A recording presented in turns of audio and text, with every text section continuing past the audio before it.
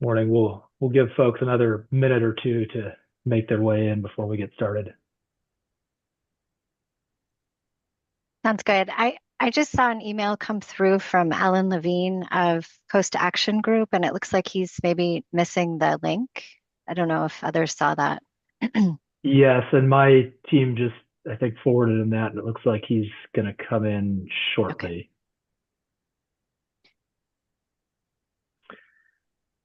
And so with Mr. Levine here, I think that's everyone we've got all the parties who filed NOIs. So let's go ahead and get started. Good morning. I'm Hearing Officer Sam Bivens with the Administrative Hearings Office of the State Water Resources Control Board. This is a status conference in the matter of the pending petitions for change and extension of time for permit 14853 and pending water right application A031792 of North Gualala Water Company. The status conference is being conducted by Zoom web conference and is also being broadcast live on the AHO YouTube channel. Both the audio and video are being recorded, and we will post files of the recording along with the Zoom generated transcript to the AHO FTP site.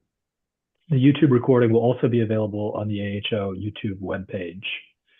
If at any time you experience technical difficulties trying to communicate with us, please send an email to the AHO at adminhrgoffice@waterboards.ca.gov. AHO staff will be monitoring the email inbox this morning. With me today are several staff of the Administrative Hearings Office. We have Skylar Anderson, Rebecca Stolfus, Nicole Mullen, and Kyle Woldridge here this morning from my team. So with that, let's move to appearances of those parties filing NOIs, and I'll start with North Gualala Water Company. Hi, good morning. This is Kristen Peer, and I am counsel to North Gualala Water Company. Good morning, Ms. Peer. Good morning. California Department of Fish and Wildlife. And good morning, Stephen Puccini, Staff Counsel for Department of Fish and Wildlife. And are there other folks from CDFW also on this call? Yep. David Manthorn, Senior Environmental Scientist Supervisor, Region 1 Coast Habitat Conservation Program. Good morning, Mr. Puccini and Mr. Manthorn. And Coast Action Group.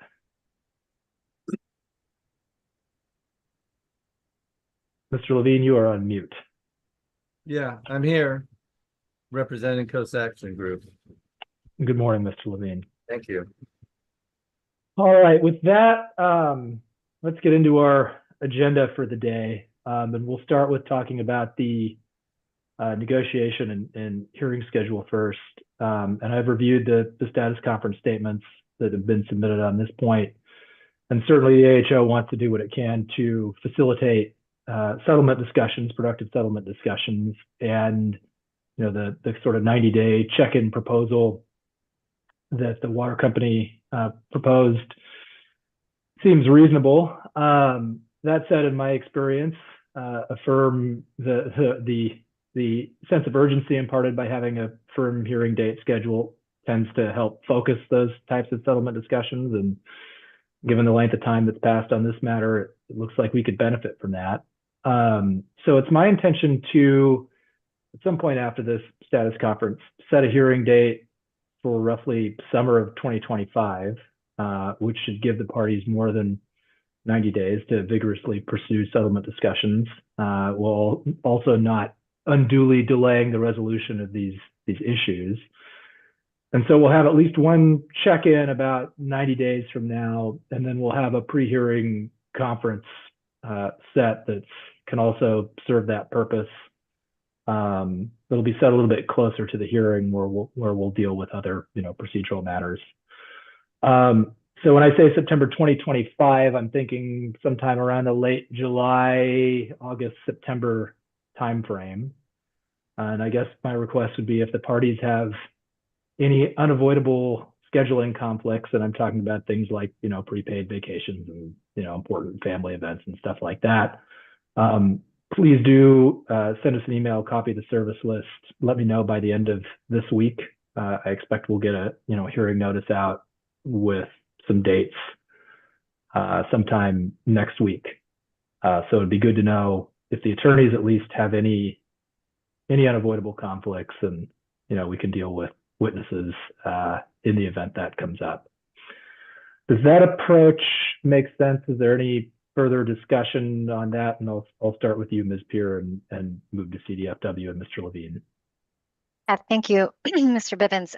That sounds fine to me. I would just, and the timing is consistent with what I think, Mr. Puccini and I discussed, and also what we were thinking in terms of trying to get this resolved as quickly as possible. Just in terms of setting the hearing date, I presume at the 90-day check-in, if we report that progress is being made and that we believe, negotiated resolution is going to be possible, that we would have flexibility to adjust a hearing schedule. Yes, I think that's right. If there's good progress being made and we think we're going to get somewhere and we need to adjust, we'll accommodate that. All right, Mr. Puccini, anything you want to add to that discussion? No, I think that that schedule is reasonable. I guess the question for me is, one of the purposes, of course, of the status conference, pre-hearing conference, is to establish what the hearing issues are going to be.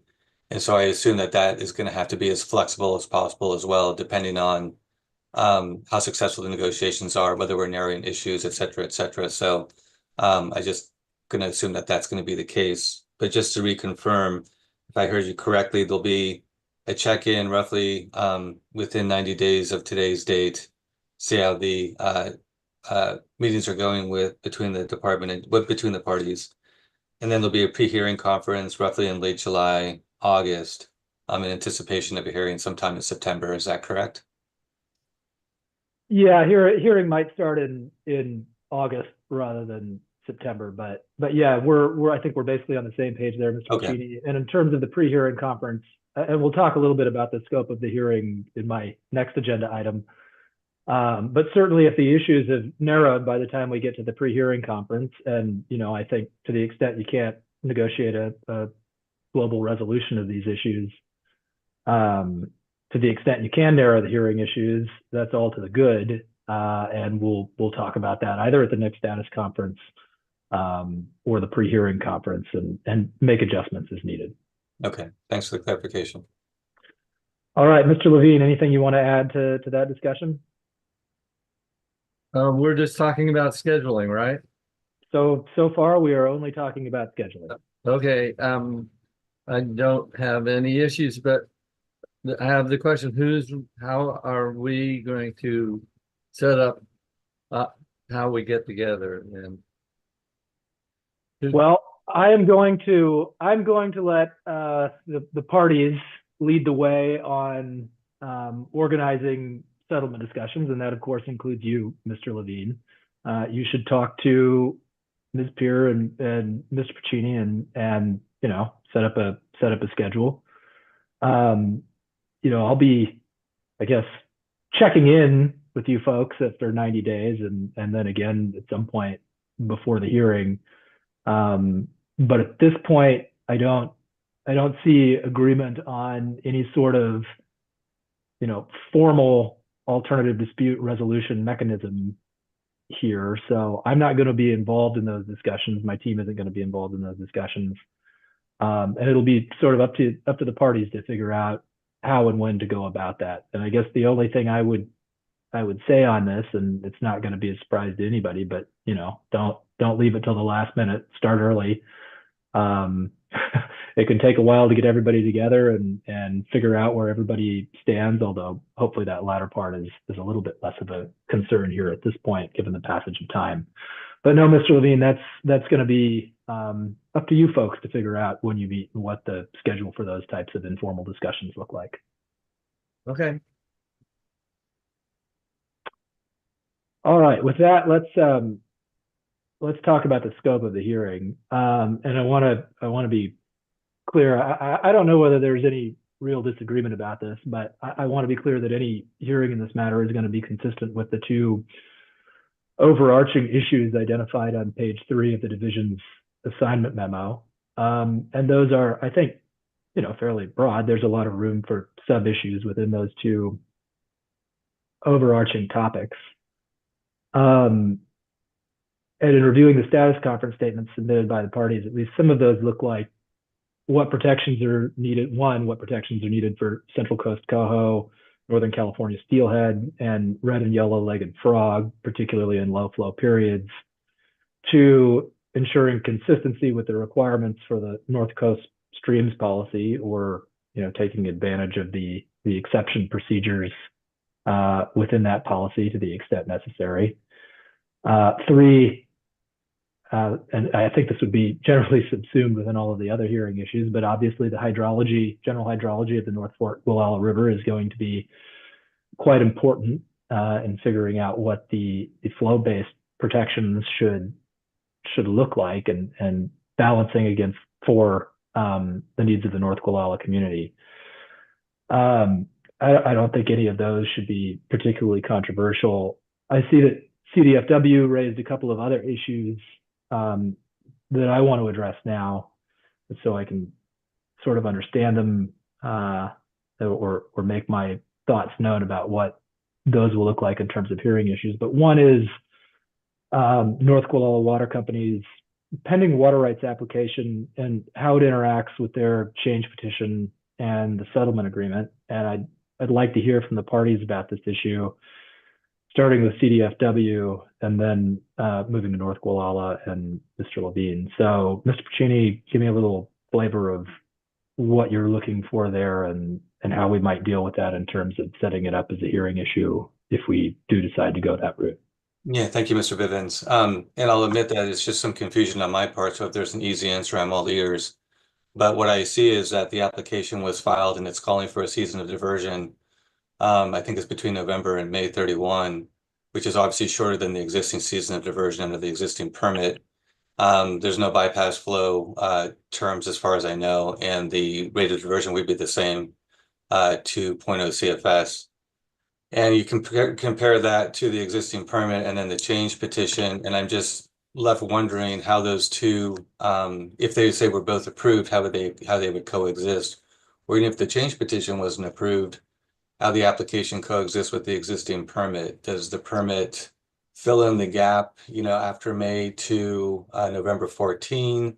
So it's just a general question essentially as to what the intent of North Gualala is relative to both the application and the change petition. And I raise that because if they're both in play, that's going to change the flavor of the hearing in the sense of the parties are going to have to address both the application and the change petition. And I'm not expecting North Gualala to necessarily tell us exactly how it wants to proceed at this point in time, but I'm just teeing this up as a potential make more work issue if in fact, one is going to go, come off the table or stay on the table, et cetera, depending on the outcome of the other one. So, and again, in terms of the timing, the application was filed first. I think that was in response to the settlement agreement. There was a requirement to file the application. And then there was an extension for time petition, and then later in time, a change petition. So again, they're all, as far as I understand, still active, which to me means they all need to be addressed. And I'm not too worried about coexisting of the extension for time. That's, obviously going to go to the permit, but really the change petition on the application. So again, maybe an easy answer that I'm just not seeing, but to me, there's a potential issue there again in terms of how they are supposed to coexist, depending on the outcome of either one. Sure. My understanding from the assignment, is that both are in play at this point. So maybe Ms. Pure, to the extent you can and are comfortable doing so, you can give us a little context for how those two are supposed to interact. Yeah, and thank you, Mr. Bivens and Mr. Puccini. I understand the confusion, and I think at this point, there's a long history. It's been nearly 15 years, and whether and how they either coexist or one is adjusted, depending on the discussions that we have, I think is a question that's open. And at this point, we would like to keep all three pending to see how the discussions go. I think it would also, this goes to an issue that I raised in the status conference statement. I think it might be helpful to have Division of Water Rights permitting staff weigh in at some point on the discussions in terms of, figuring out what makes sense to proceed. Yeah, so let's take that point on division participation out of order on my agenda here. We'll deal with that now. I can understand why you might want to do that, and I think that may be appropriate, depending on where the parties get on this. Frankly, my sense is that there's been quite a bit of time to engage with division staff over the last 15 years or so. And it's been assigned to us now, and we have to deal with the ex parte rules. Right. So let's table that. Let's get through, the first 90 days of discussions. And if there's progress being made and specific issues where all the parties think it would be particularly helpful to get division staff input on what they're talking about, we can revisit the issue and make sure we set up appropriate protections to avoid ex parte issues and all of that. So I suspect we'll talk about this again 90 days from now, roughly, once you folks have made a little progress. Does that sound good? Yes, that works for me. Great. All right, and then Mr. Levine, did you want to comment on that issue? Yeah, I do. I just want to say, well, it's obvious the overarching consideration is the bypass flow maintenance issue, to what degree that needs to be installed, and how that gets worked out. But I want to make it clear that all the permit conditions affect the outcome of low flow maintenance on the river, or that's of the North Fork. All the conditions have an effect of what the outcome would be regarding low flow maintenance. And if you want me to iterate what the conditions are, but I think everybody knows what they are. The other part is the issue of the relationship of those flows and the maintenance thereof with the lower river system. I don't think that North Fork flows are to be constrained in consideration with how important those flows are to the lower river and estuarine function. Understood. And I don't think I need you to elaborate on those issues at this point, Mr. Levine. Certainly, if it goes to a hearing, you'll have the chance to make the arguments you need to make, and you can address those issues in settlement discussions. But I understand your point. Okay. So let's move to the next issue, which is CDFW had raised the issue of the CEQA baseline in its pre-hearing conference statement. And I will tell you, Mr. Puccini, is my initial thought is that the CEQA baseline is outside the scope of this hearing, and it's going to be division staff cross to bear either once you guys come up with a settlement or when we issue a preliminary ruling. I do not intend to spend any time on CEQA baseline issues in this hearing unless there's some compelling reason why I need to, and you can articulate how that fits within the scope of the hearing issues identified in the assignment memo. Do you want to elaborate on that issue? And I guess I'll just ask you straight out: are you suggesting that needs to be part of the hearing issues or sub issues in this proceeding? Well, I sorry, I appreciate the clarification. I understand that it wasn't part of the identified in the assignment memo. It's just that in the past, in other hearing contexts, the CEQA issue has come up, and so I just felt it was important to remind the board that could be a difficult issue given the lack of non-compliance over time and how that's affected, the conditions in the river system. But certainly defer to board staff on that. The purpose of our statement was just to raise issues that may, be within or slightly outside the scope for the board to reconsider as to whether or not they think it's important to address as part of a formal hearing process. So point taken, but thank you. Understood. Ms. Peer, do I need to think about SQL baseline issues, in your opinion? Not from my perspective. Thank you, Mr. Bivens. I think that will be addressed, by division staff, and the department will have an opportunity to inform that through public comment and otherwise. So I think that's a separate issue, comes next. Very good, and as will Mr. Levine. So I think we can move on from that. Thank you for the clarification, Mr. Puccini. Okay, let's talk about length of hearing. We're back to scheduling here, and I'm glad that the parties are optimistic about resolving all or some of the issues associated with this matter. And so my thinking for purposes of getting a hearing notice out so that we at least have some certainty about what we're doing if things don't pan out the way you all hope in terms of settlement discussions.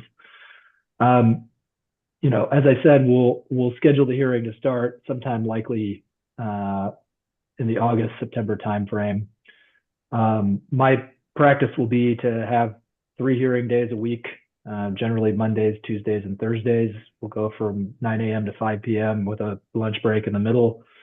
What my hope is that we'll, to the extent we go to a hearing and it's on the full scope of issues, assuming there's no progress on narrowing things or otherwise settling this matter. My sense is it may take up to 3 weeks, depending on how broad things can get. I'm quite hopeful that it won't go longer than that, although, again, we'll revisit this in 90 days and then again thereafter.